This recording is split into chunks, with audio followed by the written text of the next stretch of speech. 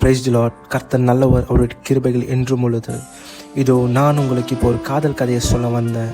ஆனால் இது ஒரு தகப்பனையும் மகனையும் குறித்ததான ஒரு காதல் காவியம். எல்லாரும் சந்தோஷமாக குடும்பமாக இருந்த ஒரு நாள் அது. மகன் தகப்பனை விட்டு தூரமாக வேற ஒரு தேசத்தில் போய் வாழ்வதற்கு போகிறான். அவன் அங்கே போனதும் தன் தகப்பனை மறந்துட்டான், வாழ்ந்த தேசத்தை மறந்துட்டான், தகப்பன் சொல்லி கொடுத்த எல்லாத்தையும் மறந்துட்டான். அவன் போன அந்த தேசத்தின் உலகத்தின் பழக்க வழக்கத்தின்படி அவன் வாழ ஆரம்பிச்சிட்டான். கொஞ்ச நாள் ஆனது. அவனுக்கு நல்லா இருக்கிற மாதிரி தான் இருந்துச்சு. ஒரு நேரம் வந்தது, அந்த தேசத்தில் பஞ்சம். அவன்கிட்ட இருந்த ஆசீர்வாதம் எல்லாம் அவன் இழந்து ஒன்றுமே இல்லாமல், சாப்பிடுவதற்கு கூட ஒன்றும் இல்லாமல் பசியில் இருக்கான். அப்புறம் ஒரு நாள் அவன் சிந்தை திறக்கப்படுது. அப்பொழுது அவன், என் தகப்பன் ஒருத்தர் எனக்கு இருக்காரே, அவர்கிட்ட இருக்கிற வேலைக்காரர்கள் கூட நல்லா நிறைவாக சாப்பிட்டு சந்தோஷமாக இருக்காங்க, நான் எங்கே கஷ்டப்படணும் சொல்லி அவன் மனசில் நினைக்கிறான். நான் பாவியாக இருக்கேன், நான் என் தகப்பனை அப்பான்னு கூப்பிடுற தகுதியை கூட இழந்துட்டேன், நான் அவருக்கும் பரலோகத்துக்கும் விரோதமாக பாவம் செஞ்சுட்டேன், என்னை இதுக்கு அப்புறம் பையனாக கூட ஏற்றுக்க வேணாம், என்னை ஒரு வேலைக்காரனாக வச்சுக்கோங்கன்னு சொல்லி கேட்போன்னு சொல்லி போகிறான். ஆனால் அவன் தகப்பன் இவனை தூரத்தில் வரும்போதே, ஆஹா என் பையன் என் மகன் வரான்னு ஓடி போய் அவனை கட்டி அணைச்சி முத்தம் செஞ்சார். இதே போல தாங்க நம்மளும் இயேசுவை மறந்துட்டோம். நம் தகப்பனாகிய அவர் நமக்கு கற்றுக் கொடுத்த அவருடைய கற்பனைகளை மறந்துட்டோம். அவருடைய வார்த்தையாகிய சத்தியமாகிய வேத வசனத்தையும் மறந்துட்டோம். இந்த உலகத்தோடு இசைந்து சந்தோஷமாக வாழ்ந்துன்னு இருக்கோம். ஆனால் இது நித்திய சந்தோஷம் இல்லை.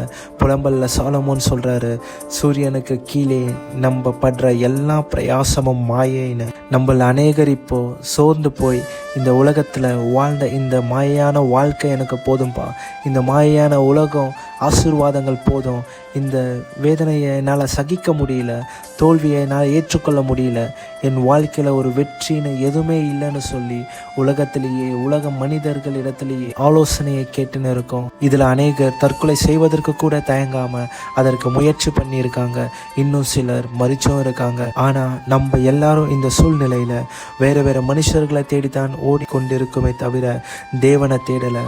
இன்னும் வாழ்க்கையில் இந்த உலகத்தில் தோத்து கொண்டு இருக்கிற மனிதர்களை தேடித்தான் ஓடின்னு இருக்கோம். நான் இங்கு சொல்ல வந்தது, இந்த உலகத்தையும் இந்த உலகத்தின் அதிபதியையும் ஜெயித்த நம்ம பரம தகப்பனாக இயேசுவின் இடத்துல வாங்க. இப்பொழுது கட்டப்பட்ட உங்கள் சிந்தையெல்லாம் இயேசுவின் நாமத்தினால இப்பொழுதே திறக்கப்படுவதாக. நீங்களும் இப்பை சிந்தை திறக்கப்பட்டவர்களாய் இயேசுவின் இடத்தில் அப்பான்னு ஓடும்போது அவர் உங்களை தூரத்தில் வரும்போதை கண்டு என் மகன்னு சொல்லி ஓடி வந்து கட்டி அணைச்சி முத்தம் செய்வார். தன் ஊழியக்காரரை நோக்கி, நீங்கள் உயர்ந்த வஸ்திரத்தை கொண்டு வந்து இவனுக்கு உடுத்தி இவன் கைக்கு மோதிரத்தையும் கால்களுக்கு பாத ரட்சைகளையும் போடுங்கள், கொளுத்த கன்றை கொண்டு வந்து அடியுங்கள், நாம் புசித்து சந்தோஷமாக இருப்போம்னு சொல்கிறாரு. இதுதாங்க தகப்பனுடைய அன்பு. இது லூக்கா 15வது அதிகாரம் 22-23 இளைய குமாரனின் கதை. அதாவது முதல் அவர் சொல்வது, உயர்ந்த வஸ்திரத்தை கொண்டு வந்து இவனுக்கு உடுத்துங்கள்னு. வஸ்திரம் என்றால் அது ஒரு தனித்துவத்தை குறிக்கிறது. கர்த்தர் நம்மளுடைய உலக பிரகாரமான பாவ அசுத்த வஸ்திரத்தை கழிற்றி நமக்கு அவருடைய உயர்ந்த வஸ்திரத்தை கொடுக்கிறாரு. வேதத்தில் ஆரோனுக்கு பரிசுத்த அங்கியை கொடுத்தாரு, அது ஆசாரியத்துவத்தை குறிக்கும். எஸ்டருக்கு ராஜ வஸ்திரத்தை கொடுத்தாரு, அது ராணியின் அடையாளம்.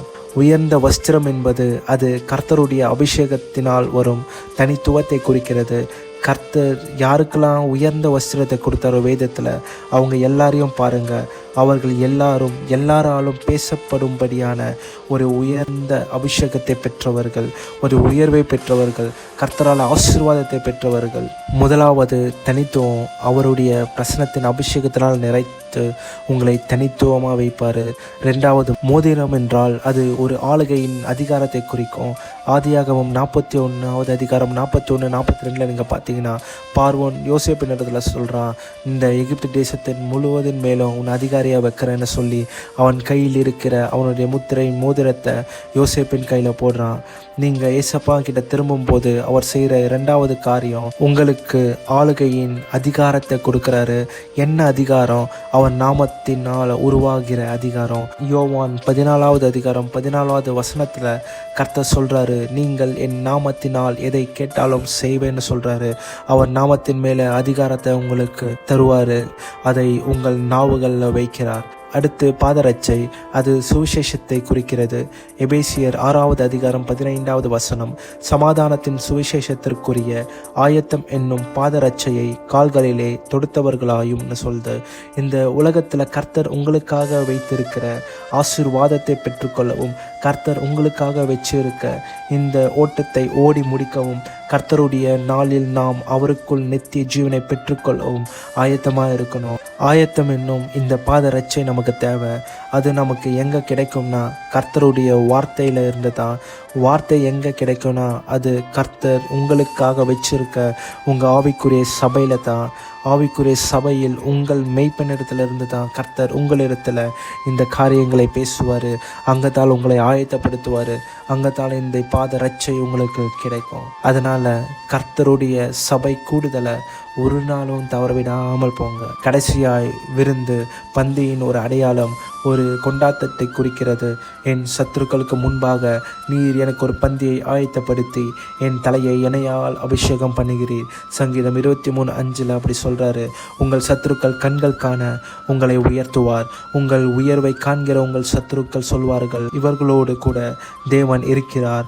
இவர்களோடு கூட இருக்கிற தேவனே தேவன், அவர் ஒருவரே தேவன் என்று சொல்லும் சத்தம் செவிகளில் எட்டும். கர்த்தரின் நாமம் அங்கு மகிமைப்படும். உங்கள் சிந்தை திறக்கப்படும். வஸ்திரம், அது அபிஷேகத்தின் தனித்துவம். மோதிரம், ஆளுகையின் அதிகாரம். பாதரட்சை, ஆயத்தம் என்னும் சுவிசேஷம்.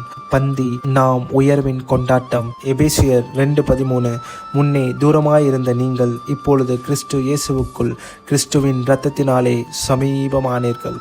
கர்த்தர் நல்லவர், அவருடைய கிருபைகள் என்றும் உள்ளது. ஆமேன்.